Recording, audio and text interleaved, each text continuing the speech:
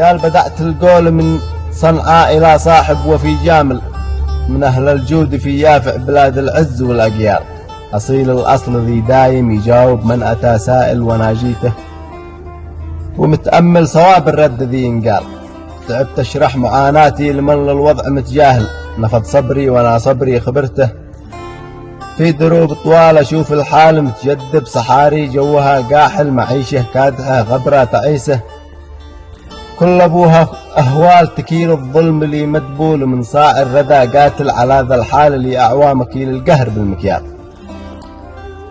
سياسة ضدنا باقول في أرض اليمن باطل، سياسة ما لنا فيها مراعي نوق أو جمال، حكمنا يا أصيل اليوم متقاعس ومتخاذل، وفرق صفنا والصف كان الأمس عال العالة كالحقي مع حقك وحق الشعب بالكامل، وشردنا وجوعنا وزاد الظهر بالأحمر، وخلى الحقد ما بيني وبينك شيء متبادل، وصبحنا ضحية في جنوب اليمن وشمال جنوبي، عرقل الطالع شمالي عرقل النازل، شتايم نختلقها في خطوط النت والإرسال. لماذا الحقد دام الناس بالحسنى بتتعامل؟ لماذا أنت تكرهني ونالك عامد الإذلال؟ لماذا العدل متخلخل وميزان البشر مايل وكل النحو شق الصف؟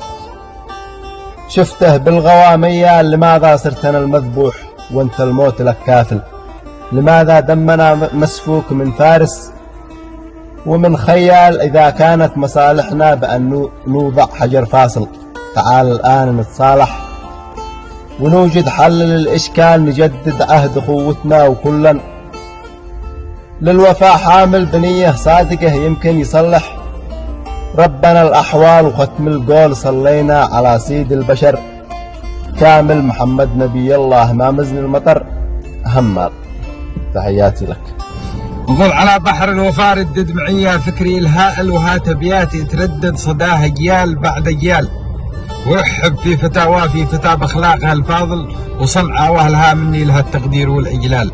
علي في بدعك الراقي شرحت الوضع بالكامل، ولكن عاد لي صوله على وضع اليمن، والحال بلد فيها اختفى القانون، تعثر حكمها العادل، وطن فيها اختفى نجم الفرح والعز من نهزال. حنبنا بين متخاذل وخاين يدعمه سافل، يجرع شعبنا المسكين قهر العيش والإذلال. توحدنا معا قلنا عسى ان الوضع يتساهل، وقلنا يا عسى الشعبين بترتاح من الأحمال، وفجأة ينكسر قصن الأمل ذي كان لي ذابل، طعن في ظهرنا يا صاحبي كاذب مع دجال.